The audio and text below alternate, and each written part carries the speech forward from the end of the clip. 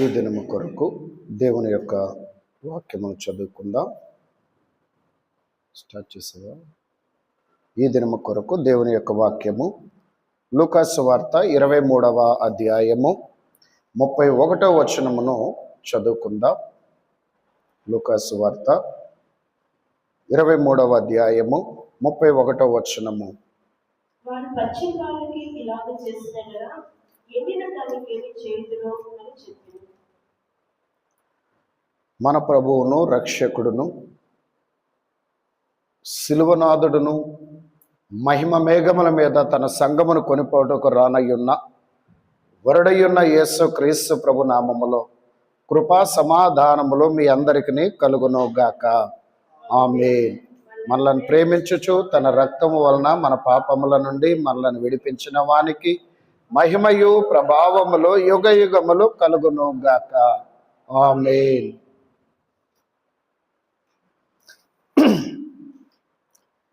ఈ శిలువ ధ్యాన దినములలో మరొక ఆరాధన దినమును మనకు అనుగ్రహించినటువంటి దేవాది దేవునిని స్తుతించుచు ఉన్నాను.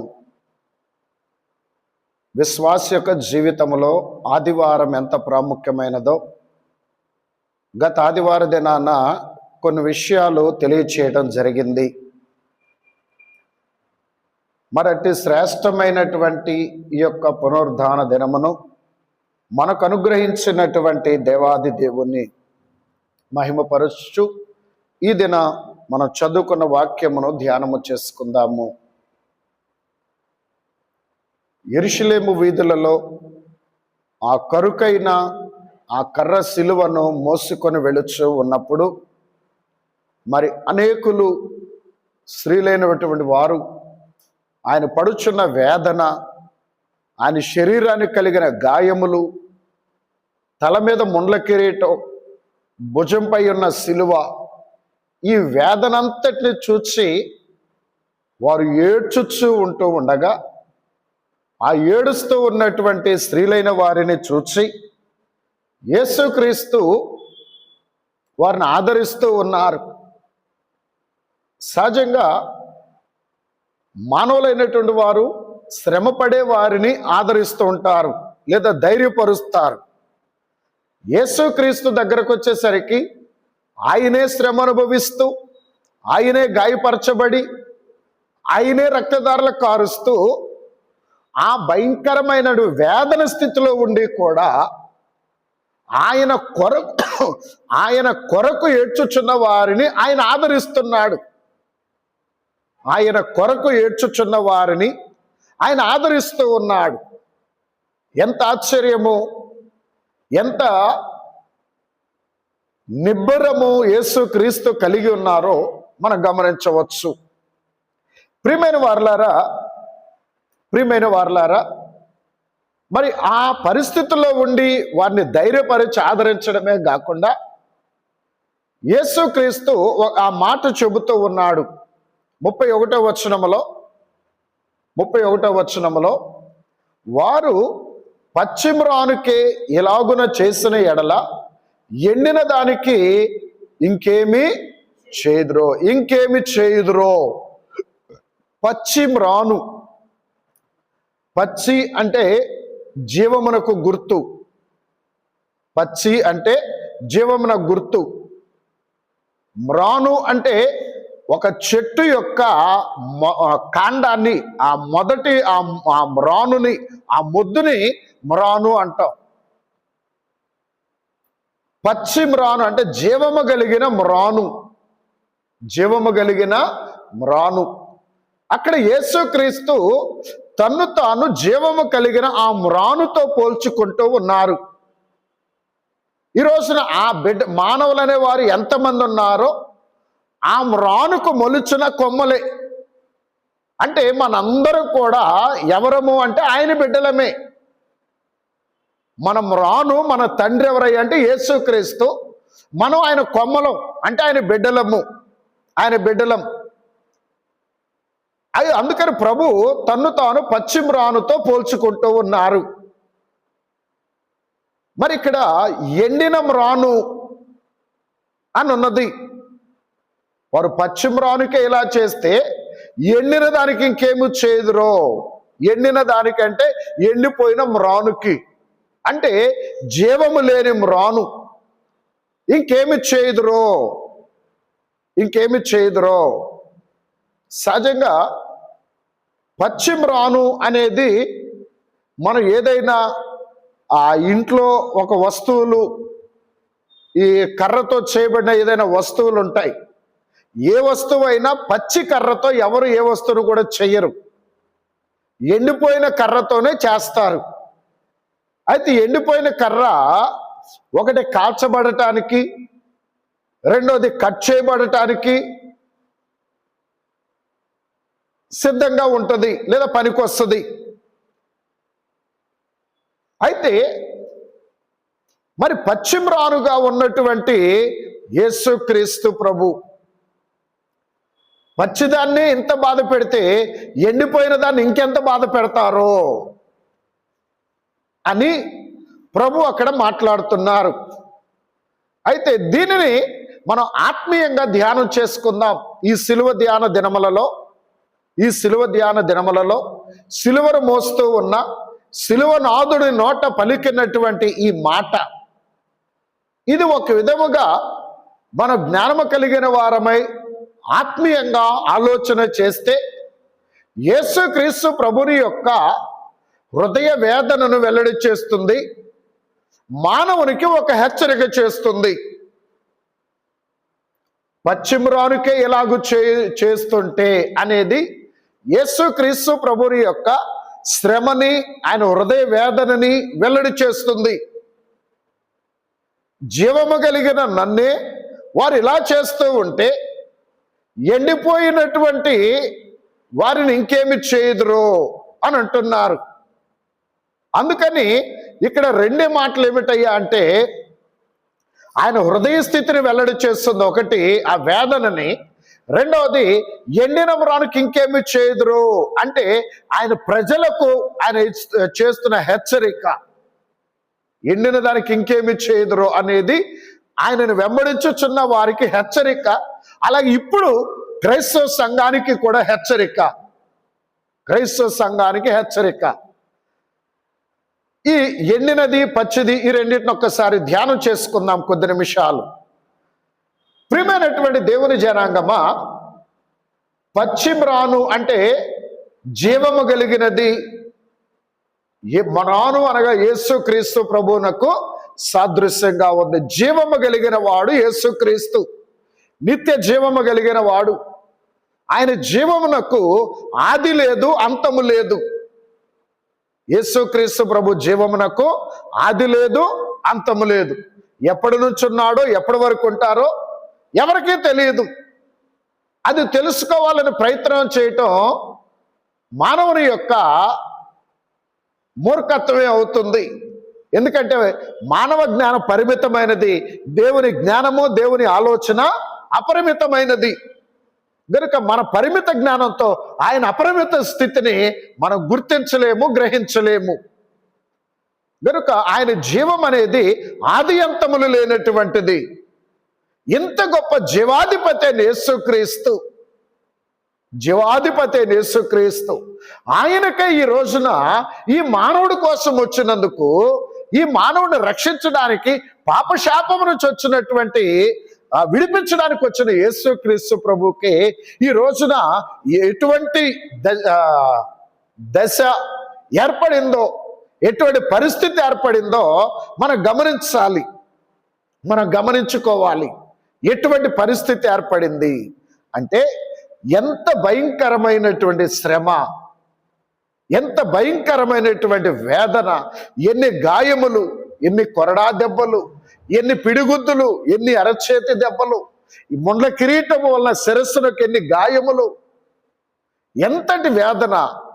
ఇంత వేదన ఏ పాపము లేనటువంటి, ఏ దోషము లేనటువంటి, ఏ కళంకము లేనటువంటి యేసుక్రీస్తు ప్రభు వారికి ఇంత భయంకరమైనటువంటి వేదన. ఇంకా చెప్పాలంటే ఆయన జన్మములో కూడా పాపము లేనివాడు భూలోకంలోకి వచ్చిన తర్వాత ఆయన అన్ని బాహాటంగానే చేశాడు. బోధలైనా, అద్భుతాలైనా, ఆశ్చర్య కార్యాలైనా అన్ని బాహాటంగానే చేశాడండి. అన్ని బాహాటంగా అంటే అందరికీ కనబడేటట్లే చేశాడు.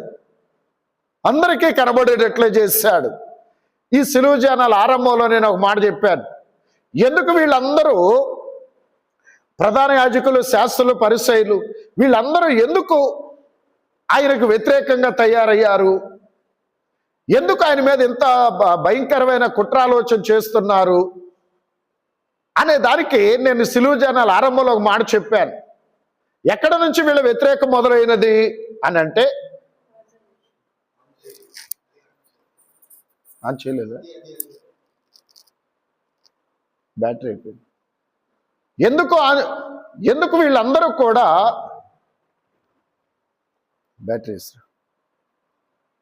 ఎందుకు వీళ్ళందరూ కూడా ఆయన మీద అంతగా వ్యతిరేకంగా మారిపోయారు అని ఆలోచన చేస్తే, ప్రియమైనటువంటి వారలారా, ఈయన యేసుక్రీస్తు ప్రభు యొక్క స్నేహితుడైన లాజరు గారు చనిపోయి సమాధి చేయబడినప్పుడు యేసుక్రీస్తు ప్రభు వారు 4 దినాల తర్వాత వచ్చి అందరి ఎదుట ఆయన సజీవంగా బయటికి పిలిచారు. ఆయనని మరణములో నుంచి, సమాధిలో నుంచి దేవుడు లేవనెత్తారు. ఇది అందరి ఎదుట జరిగింది. ఎవరు కాదనలేని పరిస్థితి. అలాగని ఏవేవో పెద్ద పెద్ద కార్యక్రమాలు చేయలా. లాజరు బయటికి రమ్మన్నారు అంతే. పెద్ద ఏదో హడావుడు లేదా మనుషులకు అర్థం కాని రీతిలో, మనుషులకు అర్థం కాని మాటలో, వాళ్ళు గ్రహించలేని మాటలో, వేరే ఏదో భాషల్లోనో ఏమీ చెప్పలా. వారందరికీ తెలిసిన రీతిలోనే ఆయన ఏం చేశారు?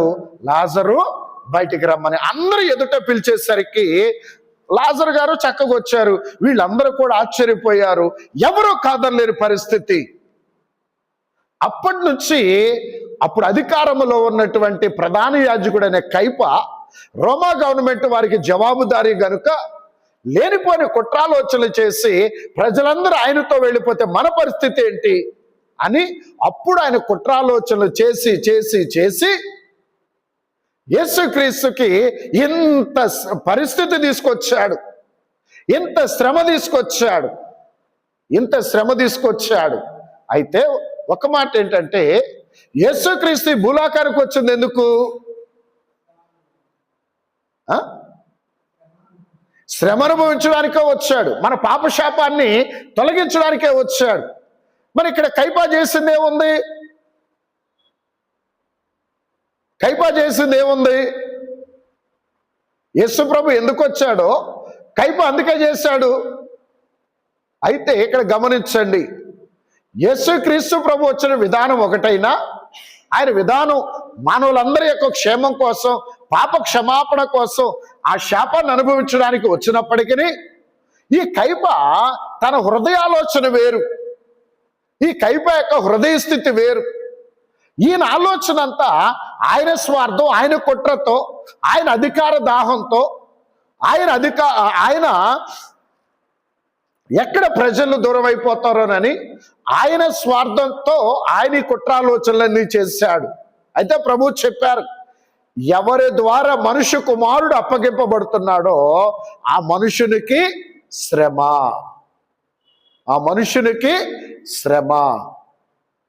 యోధా గారి విషయంలో కూడా ఎవరైతే మనుష్య కుమారుని అప్పగిస్తారో ఆ మనుషుడికి శ్రమ. ఒక విధంగా యోధా గారు యేసయ్యను అప్పగించాడు. అందువల్ల ఆయనకు ఒక భయంకరమైన శ్రమ వచ్చింది. ఈ కైపా గారు ఆయన శిష్యులు వారందరూ కూడా యేసుక్రీస్తు శిలువ మరణానికి కారణమయ్యారు. వారికి ఒక శిక్ష. ఇప్పటికీ వారి మీద ఆ శ్రమ ఉంటూనే ఉన్నది. ప్రియమైన వారలారా, అయితే ఇక్కడ మనం గమనించాల్సిన సంగతి ఏంటంటే, మరి ఇంత శ్రమ యేసుక్రీస్తు ప్రభువుకి వారు కలిగిస్తున్నారు. ఏమి లేకపోయినప్పటికీ ఏ పాపము లేకపోయినా, ఏ దోషము లేకపోయినా, ఆయనలో ఏ తప్పిదము లేకపోయినా, ఇంత శ్రమ వీళ్ళు కుయుక్తితో, వీళ్ళ కుట్రాలోచనతో, సాతానుతో జతకట్టి యేసుక్రీస్తుకి, ఆయన జీవము కలిగినటువంటి యేసుక్రీస్తుకి ఎంత శ్రమ వారికి కలిగిస్తున్నారు. ఇంత శ్రమ వారు కలిగిస్తున్నారు. వీరందరూ కూడా ఎవరయ్యా అంటే మళ్ళా ప్రభు చెప్పిన ధర్మశాస్త్రం ఎరిగిన వారే. ఒకటి. రెండవది, ఆయన సొంత వంశస్థులే, ఆయన సొంత జనమే. వారే ఎంత భయంకరమైనటువంటి కుట్రాలోచన చేస్తూ ఉన్నారు. పశ్చిమ రానుకే వారింత భయంకరమైన శ్రమ, జీవము కలిగిన ఆయనకి, ఏ పాపము లేని జీవాధిపతి అయిన యేసుక్రీస్తుకి వారింత శ్రమ పెడుతూ ఉన్నారు. మరి ఎండిన దాని పరిస్థితి ఏమిటి? ఎండినది అంటే అక్కడ అర్థం ఏంటంటే, యేసుక్రీస్తు మానవుడిగా ఉన్నప్పటికీ ఆత్మానుసారుడైన మానవుడు, ఆత్మాభిషేకము కలిగిన మానవుడు, ఆత్మానుసారుడైన మానవుడు. దేవుడు ఆత్మ గనుక ఆయనను ఆరాధించువారు ఆత్మతోను సత్యముతోను ఆరాధించవలనని యేసుక్రీస్తు ప్రభు సువార్తలో చెప్పారు. కనుక యేసుక్రీస్తు ఆత్మ సంబంధమైన, దైవాత్మ సంబంధమైన వాడు, పరలోకపు దేవదేవుని యొక్క సంబంధికుడు, దేవుని ఆత్మ సంబంధమైన ఆత్మానుసారుడు యేసుక్రీస్తు. మరి ఎండిపోయిన వాడు అనగా అర్థం ఏంటంటే, పరిశుద్ధాత్మ జీవము లేనివాడు, ఆత్మజీవము లేనివాడు, పరిశుద్ధాత్మ నింపుదల లేనివాడు, పరిశుద్ధాత్మ చేత నడిపించలేని వారు ఆత్మీయ స్థితిలో ఎండిపోయిన వారితో సమానం. ఇటువంటి వారిని గురించి ప్రభు ప్రకటన గ్రంథంలో ఒక మాట చెప్తున్నారండి. ప్రకటన గ్రంథం 3వ అధ్యాయము 1వ వచనం ఒకసారి చూడండి. ప్రకటన గ్రంథం 3వ అధ్యాయము 1వ వచనం. సార్దీసులో ఉన్న సంఘదూతకు ఇలాగు రాయు. 7 నక్షత్రములను దేవుని 7 ఆత్మలను కలవాడు చెప్పు సమర్పణగా నీ క్రియలను నేను ఎరుగుదును. ఏమనగా జీవించుచున్నావన్న పేరు మాత్రం ఉన్నది కాదు, నీవు పుట్టినవే. చూడండి, 7 నక్షత్రములు కలిగి 7 ఆత్మలు కలిగినటువంటి వాడు చెప్పు సంగతులలో ఏమంటున్నాడంటే, నీ క్రియలను నేను ఎరుగుదును, నీవు జీవించుచున్నావన్న పేరు మాత్రమే ఉన్నది కానీ నీవు మృతుడవే.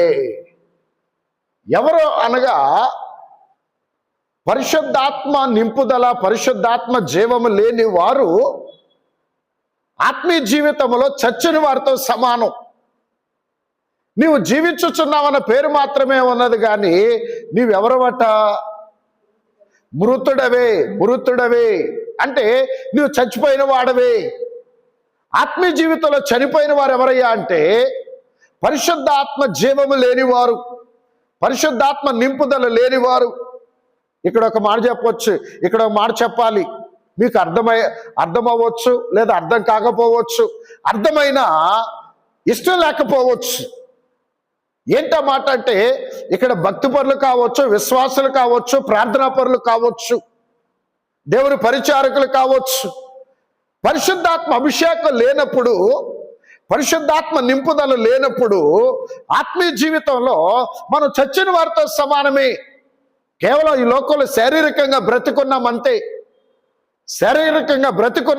శారీరకంగా జీవిస్తున్నాం, కానీ ఆత్మ నింపుదల లేని వారు ఆత్మీయ జీవితంలో చచ్చిన వారితో సమానమే. అందుకే క్రైస్తవ విశ్వాసక జీవితంలో పరిశుద్ధాత్మ అభిషేకం అనేది అత్యంత ప్రాముఖ్యమైనది. పరిశుద్ధాత్మ అభిషేకము, ఆత్మ నింపుదల అనేది ప్రతి ఒక్కరికి అత్యంత ప్రాముఖ్యమైనది.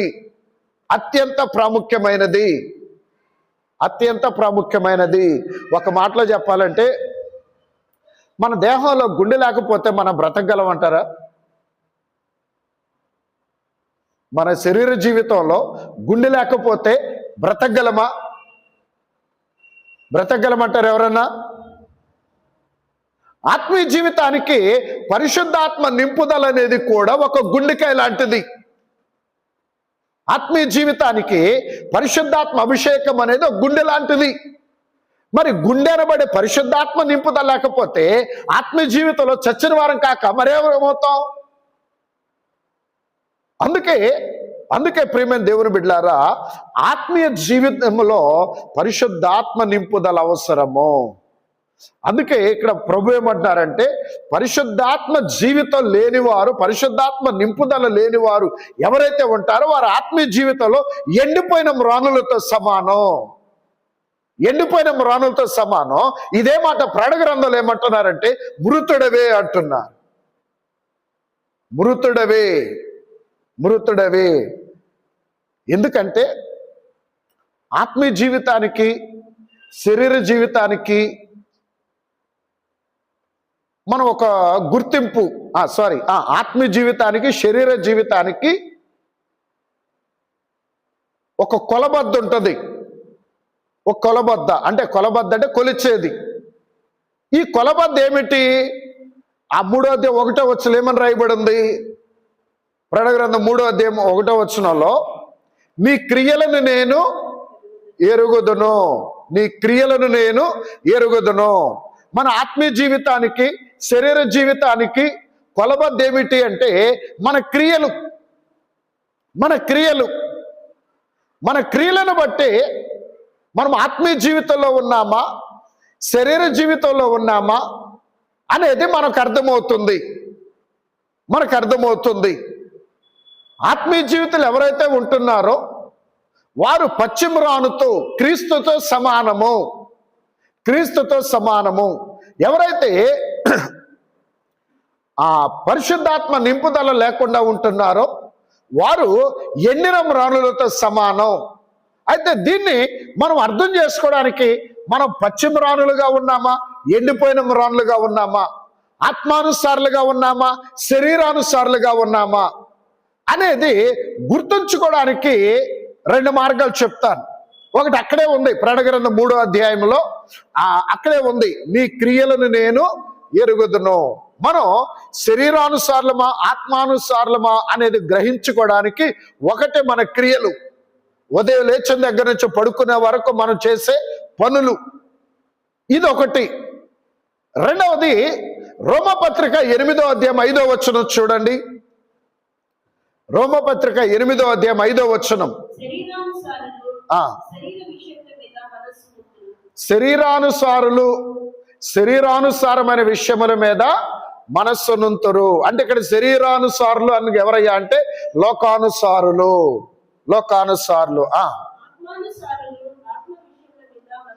ఆత్మానుసారులు ఆత్మ సంబంధమైన విషయముల మీద మనస్సునుంతురు. ఇదొక రెండోది.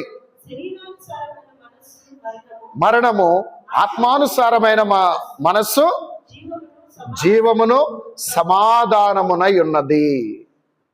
అనగా ఇక్కడ మనం గ్రహించుకోవడానికి ఇదొక రెండవ మార్గం. శరీరానుసారులు శరీర సంబంధమైన విషయాల మీద మనస్సు నుంచుతారు. ఆత్మ సంబంధమైన వారు ఆత్మ సంబంధమైన విషయముల మీద మనస్సు నుంచుతారు. ఇక్కడ మనం గ్రహించుకోవలసిన సంగతి ఏంటంటే, ఇప్పుడు మన క్రియలు ఎలాగున్నాయి? ఒకటి.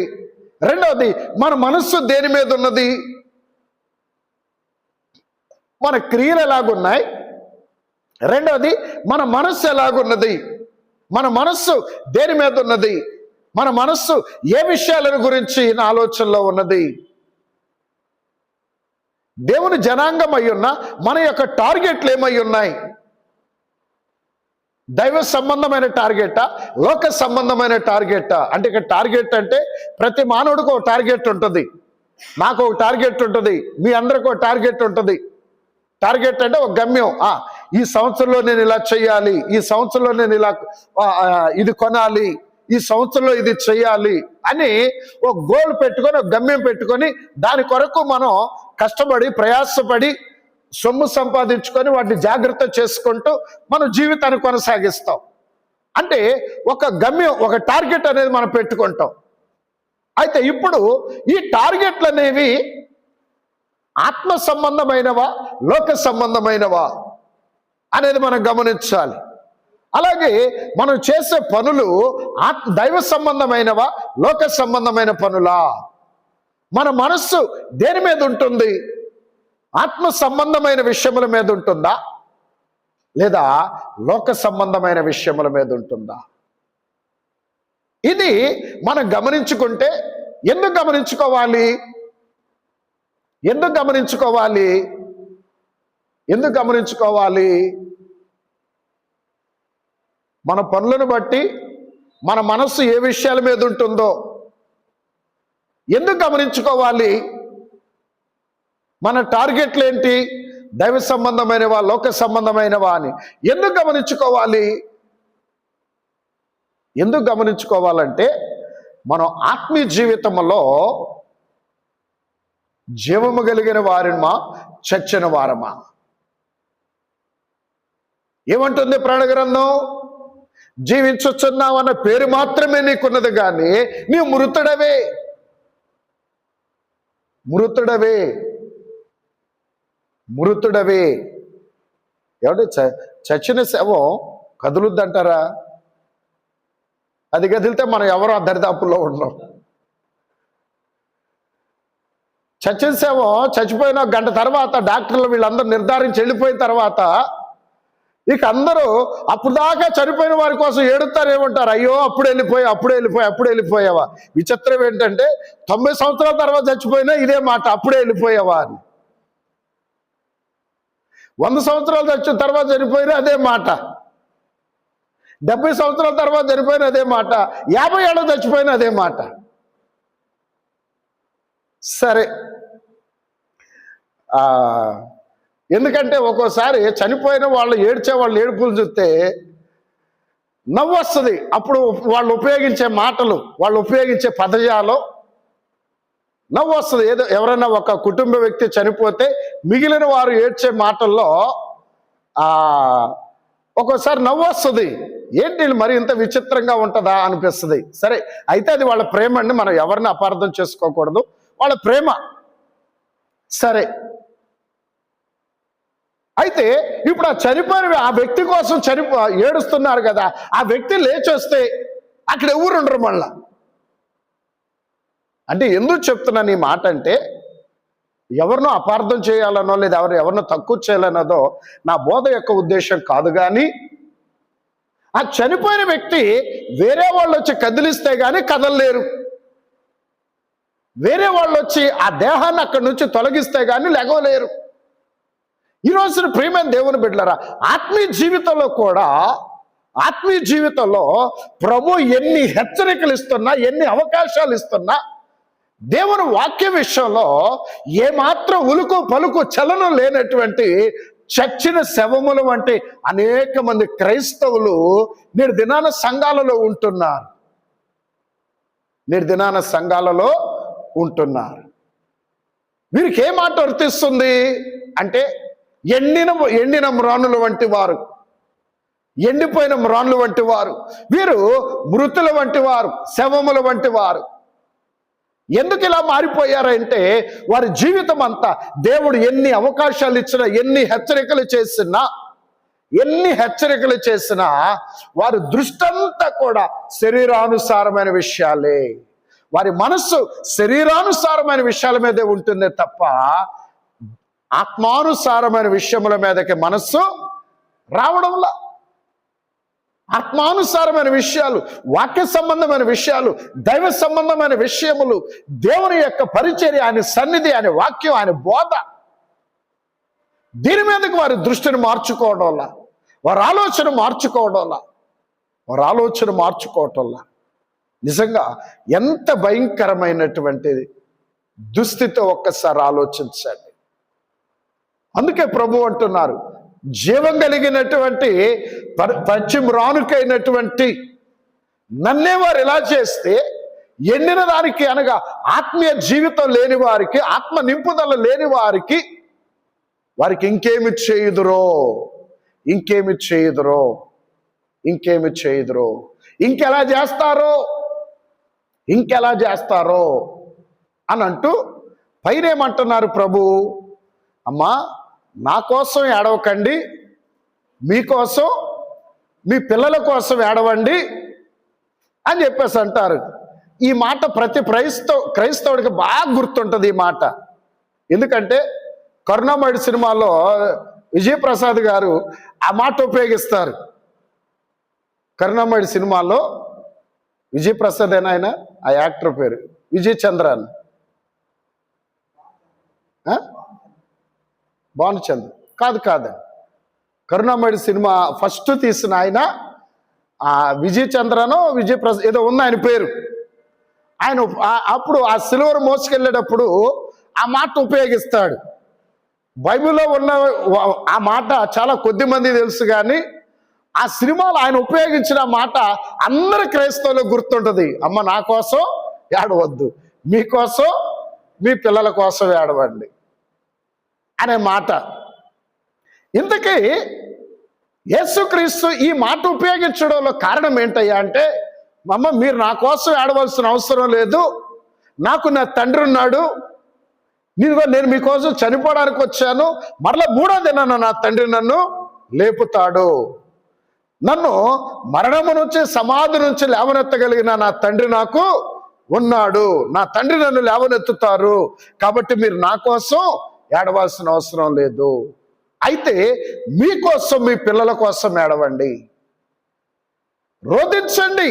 ఎందుకు మీకోసం ఏడవాలి, మీ పిల్లల కోసం ఎందుకు ఏడవాలయ్యా అంటే, రేపు మన మీద పెత్తనం చేసేవి కొన్ని ఉన్నాయి. ఏంటంటే పాపం, లోకం, సాతాను, అనేక రకములైన దురాశలు మన మీద పెత్తనం చేస్తాయి. పాపం చేసిన ప్రతి వాని మీద మరణానికి నరకానికి అధికారం ఉంటుంది. పాపం చేసిన ప్రతి వాని మీద పాపానికి నరకానికి అధికారం ఉంటుంది, సాతానికి అధికారం ఉంటుంది. అయితే ఈ కృపాకాలం వరకు కూడా, దేవుని యొక్క ఈ కృపాకాలం వరకు వీటికి అధికారం ఉండదు కానీ ఎందుకంటే దేవుని కృప చేత మనం కనికరించబడుతున్నాం, దేవుని కృప చేత మన ఆయుష్ దీవించబడుతుంది, దేవుని కృప చేత మనం సజీవులంగా ఉంటున్నాం, దేవుని కృపను బట్టి క్షేమంగా ఉంటున్నాం. అయితే దేవుని రాకడ జరిగిపోయిన తర్వాత ఈ భూమి మీదకి అంత్యక్రీస్తు, అబద్ధ ప్రవక్త వస్తారు. ఈ భూమిని, ఈ ప్రపంచాన్ని సాతాను పరిపాలిస్తాడు. అప్పుడు వాడు మన మీద పగ తీర్చుకుంటాడండి. ఎవరి మీద పగ తీర్చుకుంటాడు? ఈ కృపాకాలములో ఆత్మానుసారమైన విషయముల మీద మనసునుంచకుండా, మన క్రియలను సరిచేసుకోకుండా, మన అలవాట్లు, మన పద్ధతులను సరిచేసుకోకుండా, దేవుని వాక్యానుసారంగా మన జీవితాన్ని మార్చుకోకుండా, దేవుని యొక్క సన్నిధాన వర్తనలపై జీవించకుండా, దేవుని కృపను నిర్లక్ష్యం చేసి లోకస్తులతో ఏకమైపోయి ఎవరైతే లోక మార్గంలోనికి వెళ్ళిపోతారో అట్టి వారందరూ కూడా ఎంత భక్తిపరులైనా సరే రేపు రాకడలో ఎత్తబడకుండా మిగిలిపోతారు. అట్టి వారి మీద పగ తీర్చుకుంటాడు దుష్టుడు. ఎందుకని ఇక్కడ మన పరిస్థితి ఎట్టాగుంటుందంటే, మనకి యేసు ప్రభు అంటే ఇష్టం, యేసు ప్రభు అంటే ఇష్టం, సాతాన్ అంటే ఇష్టం ఉండదు. విచిత్రం ఏంటంటే, క్రైస్తవుడు జీవిత విధానం అంతా సాతానికి అనుకూలంగానే ఉంటుంది, కానీ మాటల్లో మాత్రం తెగదెడతారు. క్రైస్తవుడే కాదు, ఏ మానవుడి యొక్క జీవిత విధానమైనా సాతానికి అనుకూలంగా ఉంటుంది, కానీ బయట మాటల్లో మాత్రం వాడికి తెగదెడతారు. మన ఆలోచన, మన పనులు, మన ప్రవర్తన, మన పద్ధతి, మన నడవడిక అన్ని సాతానికి అనుకూలంగా ఉంటాయి. అందుకని సాతాను పెద్ద పట్టించుకోడు. మనం ఎంత ప్రార్థన చేసినా, క్రైస్తవులు ఎంత ప్రార్థన చేసినా, ఎంత గుడికి వెళ్ళినా సాతానికి ఒక కాన్ఫిడెంట్ ఉంటుంది. ఆయుళ్ళు 2 గంటలకు గుడికి వెళ్ళినా మరి తర్వాత అంత ఉండేది నా దగ్గరే కదలే. 2 గంటలు ప్రార్థనకి వెళ్ళినా, ఏదో నెలలో ఒక రోజు, వారంలో ఒక రోజు ఏదో ఉపవాస ప్రార్థనకి వెళ్ళినా మళ్ళీ నెలంతా ఇల్లు నా దగ్గరే ఉండేది, మళ్ళీ నెలంతా నా దగ్గరే కదా ఉండేది అని వాడికి ఒక కాన్ఫిడెంట్ అనమాట. అందుకే వాడు ప్రభుతో కూడా అంటాడా, ఏముందయ్యా 4 ఆదివారాలు నీ దగ్గరికి వస్తారు, గతమా 26 రోజులు నేను చెప్పినట్టే వీళ్ళు చేసేది. సాతానికి ఒక కాన్ఫిడెంట్, వాడికి ధైర్యం. వాడికి ఆ ధైర్యాన్ని ఇచ్చింది ఎవరు అంటే మనమే. ఆ కుక్క వంటి సాతానికి వాడికి ఆలోచన ఇచ్చింది, ఆ ధైర్యాన్ని ఇచ్చింది క్రైస్తవ సంఘమే, మనమే. ఎందుకంటే వాక్యానుసారమైన జీవితం లేక, మన ఆలోచన పద్ధతులు మార్చుకోలేక వాడు అట్టి ఆలోచనకు వచ్చేలాగా చేసింది క్రైస్తవ సంఘమే అని ఎవరంటే మనమే. ప్రియమైన దేవుని బిడ్డలారా, మన కోసమేమో భూలోకానికి వచ్చే ప్రాణరక్తమును ధారపోసి పాప శాప నరకం నుంచి మనల్ని విడిపించడానికి వచ్చిన యేసుక్రీస్తు మన కొరకు సిలువ రాను మోసుకొని వెళ్ళి ఆకాశానికి భూమికి మధ్య మన కోసం వేలాడిన వాడు మన తండ్రి యేసుక్రీస్తు ప్రభు అయితే, ఆయన అధికారంలో మనం ఉండాలైతే ఆయన అధికారంలో ఉండకుండా లోకాధికారంలోనికి, సాతాన్ అధికారంలోకి వెళ్ళిపోతుంది నేడు దినాన క్రైస్తవ సంఘం. ఇటు వారందరి విషయంలో దేవాది దేవుడు కృప కలిగిన వాడు గనక ఎంత అవకాశం ఇస్తున్నాడు. అయితే క్రైస్తవుడు అది అర్థం చేసుకోకుండా లోకస్తుల వలె లోకంలో పరుగులెత్తుతున్నారు.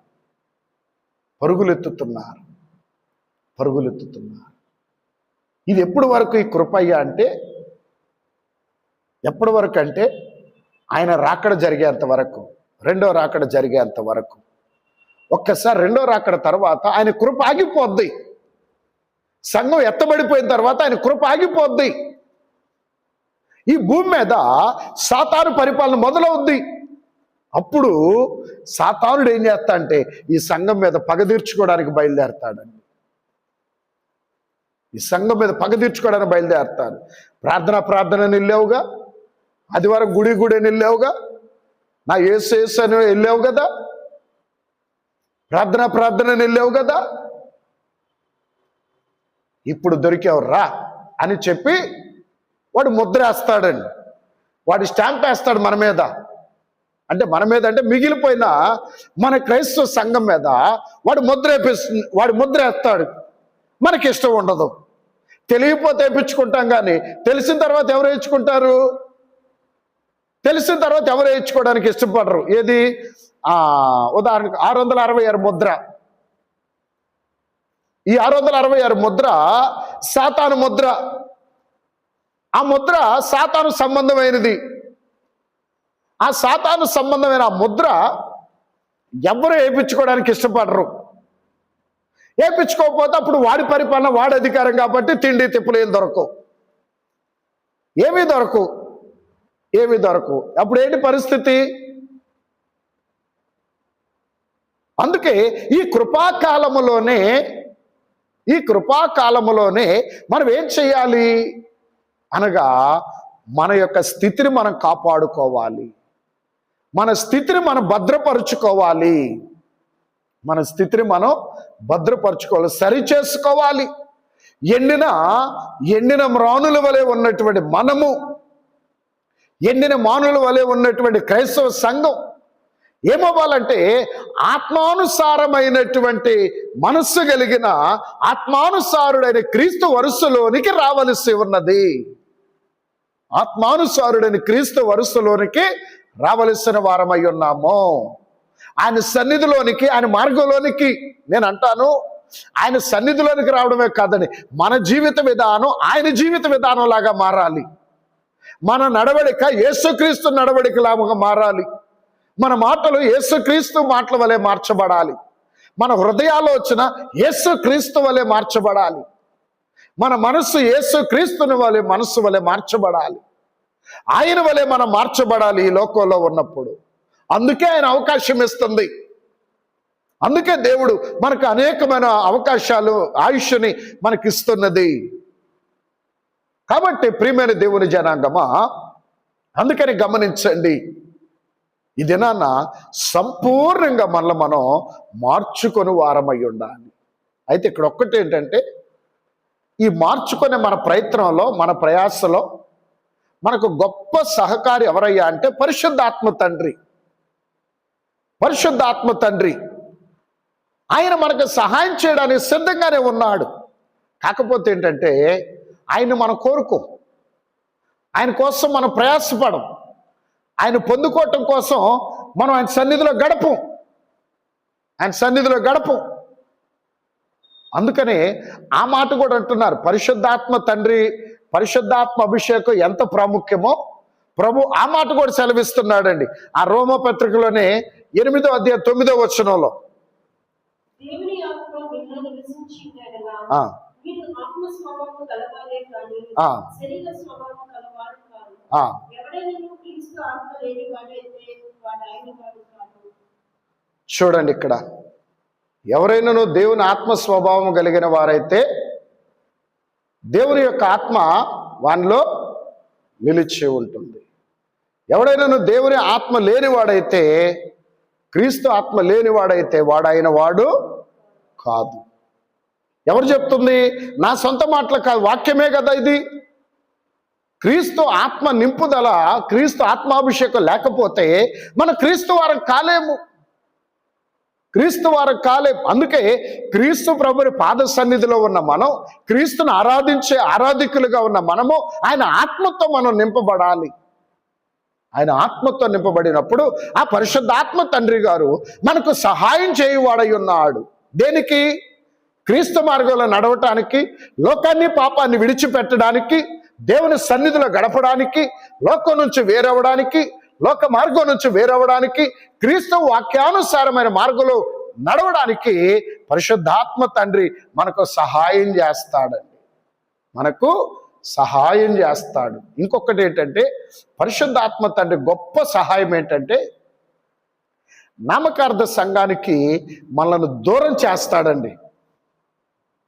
నామకార్థ సంఘానికి, నామకార్థ బంధువులకు, నామకార్థ స్నేహితులకు, నామకార్థమైన వారన్నిటికీ ప్రభు దూరం చేస్తాడు. పరిశుద్ధాత్మ తండ్రి మనల్ని దూరం చేస్తాడు. ఆయన అంటే ఈ నామకార్థమైన వారు అనేది ఎవరు అనే ఆలోచన చేస్తే, పైకి భక్తి కలిగిన వారై ఉండి దాని శక్తిని ఆశ్రయించిన వారు.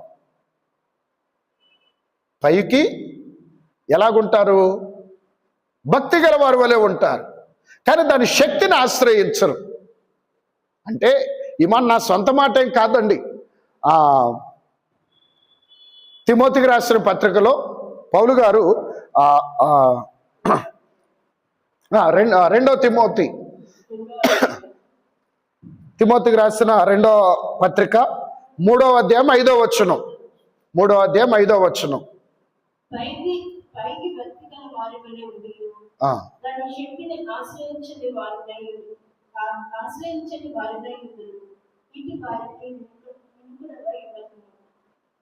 విముఖుడవై ఉండును. చూడండి, ఇక్కడ పైకి భక్తి కలిగిన వారి వలె ఉండి దాని శక్తిని ఆశ్రయించినటువంటి వారికి విముఖుడవై ఉండుము. విముఖుడవై ఉండుము.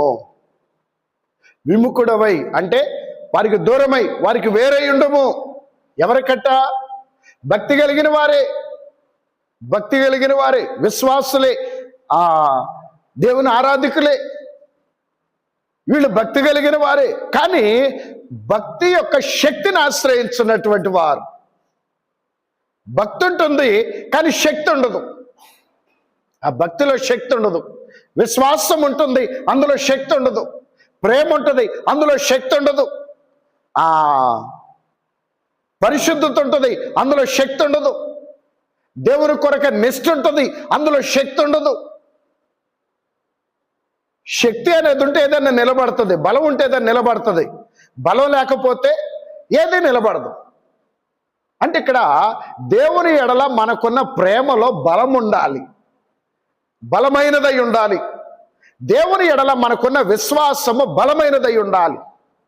దేవుని ఎడల మనకున్న నిరీక్షణ బలమైనదై ఉండాలి. దేవుని ఎడల మనకున్న సమర్పణ బలమైనదై ఉండాలి. దేవుని కొరకైన మనలో ఉన్న విధేయత బలమైనదై ఉన్నప్పుడు ఈ లోక పరిస్థితులకి దేనికి భయపడకుండా దేవునికి మాత్రమే, ఎన్ని అవమానాలు వచ్చినా, నిందలు వచ్చినా, ఇబ్బంది వచ్చినా, కష్టం వచ్చినా దేవునికే విధేయులు మొగుతాం. ఎప్పుడంటే మన విశ్వాసంలో బలం ఉన్నప్పుడు, మన విధేయతలో బలం ఉన్నప్పుడు. విధేయతలో బలం లేదనుకోండి, మరి మన వల్ల ఎందుకులే ఇప్పుడు అంతగా మరీ లోబడిపోవటం, మరీ దేవుడు మరీ వాక్యానుసారంగా ఎందుకులే, పర్లేదు కొద్దిగా అటు ఇటు ఉంటే తప్పే ఉందిలే, తర్వాత నిదానంగా చూసుకోవచ్చులే. ఎందుకు లోబడలేకపోతున్నామంటే విధేయతలో బలం లేదు. విశ్వాసంలో బలం లేదు. దేవుని కొరకు దేన్నైనా ఎవరినైనా ఎందుకు వదులుకోలేకపోతున్నాం అంటే దేవుని మీద ప్రేమ లేకపోవడం, దేవుని మీద ఉన్న ప్రేమలో బలము లేకపోవడం. ఆ బలము లేక దేవుని కొరకు వదులుకోలేకపోతున్నాం. ప్రియమైన వారలారా, ఇందుకే మన ఆత్మీయ జీవితం ఎలాగుంటుందంటే ఎండిపోయిన మ్రానుల వలె మారిపోతుంది. ఎండిన మ్రానుల వలె మారిపోతుంది. ఈ ఎండిన మ్రానుల వలె ఉన్నటువంటి వారిని చచ్చిన శవముతో పోలుస్తూ ఉన్నారు. ఏదో జీవించుచున్నావు అన్న పేరు మాత్రం ఉంటుంది, కానీ నీవు మృతుడవే. ఏదో కాసేపు గుడికి వెళ్తున్నావు, ఏదో కాసేపు ప్రార్థన, ఏదో కాసేపు ప్రార్థన, ఏదో కాసేపు ప్రార్థన, ఏదో కాసేపు గుడి, ఏదో కాసేపు చర్చ్, ఆ తర్వాత అంతా లోకమే. ఇట్టి వారు ఆత్మీయ జీవితంలో చచ్చిన వారితో సమానమే. ప్రియమైన వారలారా, ఒక్కమారు ఆలోచించండి. ఈరోజు మన స్థితి ఎలాగుంది? శరీరానుసారులుగా ఉన్నామా, ఆత్మానుసారులంగా ఉన్నామా? మన మనస్సు దేని మీద ఉంది? మన మనస్సు ఎవరి మీద ఉంది? మన క్రియలు ఎలాగున్నాయి? దేవునికి అనుకూలమైన క్రియలు ఉన్నాయా, లోకానికి అనుకూలమైన క్రియలు ఉన్నాయా? మన మనస్సు దేవుని సంబంధమైన విషయాల మీద ఉందా, శరీర సంబంధమైన విషయాల మీద ఉందా? ఇదిగో నేను దేవుల్లో ఇలా మారాలి, నేను దేవుల్లో ఇలా ఎదగాలి, నేను దేవుల్లో ఇలా వాడబడాలి, నేను దేవుల్లో ఇలాగున జీవించాలి, నేను దేవుల్లో ఇలా ప్రయాసపడాలి అని ఈ ఆలోచన ఉన్నదా? ఈ ఆలోచన ఉన్నదా? లేదా ఈ లోకంలో నేను అది చేయాలి, ఇచ్చేయాలి, నేను అలాగుండాలి, ఇలాగుండాలి, అది కొనాలి, ఇది కొనాలి, అలా చేయాలి, ఇలా చేయాలని లోకం మీద ఉన్నదా? ఆలోచించండి, ఎలాగుంటుంది? అలాగని లోకంలో మీరు ఉద్యోగాలు చేయొద్దనో, కష్టపడి సంపాదించుకోవద్దనో, లేదా మీ డబ్బులు వ్యర్థం చేసుకోమనో నా బోధ యొక్క ఉద్దేశం కాదండి. ఈ లోకంలో మీకు ఇష్టం ఉన్నా లేకపోయినా మన కనీస అవసరాలు ఉంటే చాలు, మన కనీస అవసరాలు తీరితే చాలు. మిగిలిన మన జీవితం నీ జ్ఞానం, నీ శక్తి, నీ సామర్థ్యం అంతా నీ ప్రభు కొరకు ఉపయోగించాలి. ఈ లోకంలో మన కనీస అవసరతలు తీరితే చాలు. ఈ లోకంలో మన కనీస అవసరతలు తీరితే చాలు.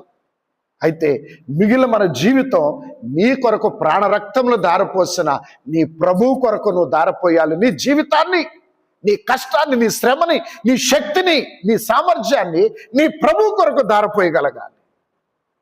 నీ ప్రభు కొరకు దారపోయగలగాలి. నీ ప్రభు కొరకు జీవించగలగాలి. ఇట్టి మనస్సు, ఇట్టి ప్రేరేపణ, ఇట్టి సమర్పణ, ఇట్టి తెగింపు మనలో కలిగించేవాడు పరిశుద్ధాత్మ తండ్రి. మనలో కలిగించేవాడు పరిశుద్ధాత్మ తండ్రి.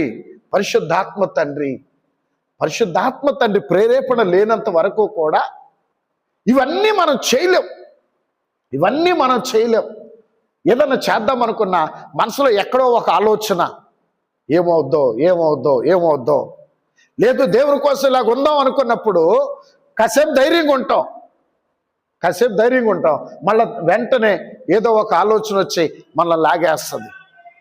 అందుకే నేటి దినాన క్రైస్తవుల భక్తి ఎటువంటిదయ్యా అంటే నూనెలో వేసిన పూరి లాంటిది. నేటి దినాన క్రైస్తవుల యొక్క భక్తి జీవితం నూనెలో వేసిన పూరి లాంటిది. తింటాం కదండి, ఒక హిందీలో చెప్పాలి, బటూరేలు. ఏమవుద్ది?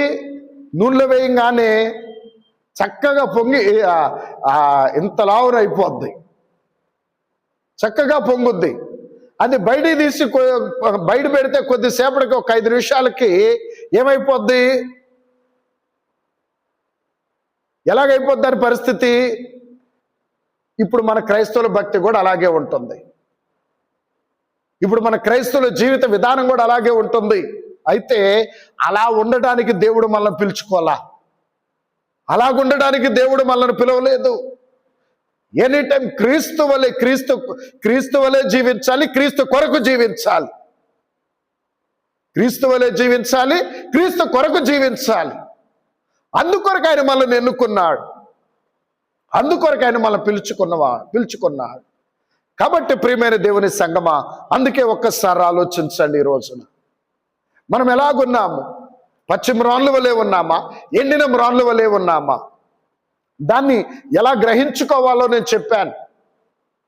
ఒకటి మన క్రియలను బట్టి, రెండోది మన మనస్సు వేటి మీద ఉంటుందో వాటిని బట్టి మనము గ్రహించుకొని ఆత్మానుసారులంగా క్రీస్తు నిమిత్తం, క్రీస్తు ఎలాగునైతే ఆత్మానుసారుడై ఉన్నాడు, ఆయన వలె ఆత్మానుసారులముగా జీవిస్తూ, ఆయన కొరకు జీవిస్తూ, ఆయనను గనపరచుచు మేఘమెక్కే ధన్యత త్రిత్వ దేవుడు మీకు అనుగ్రహించును గాక.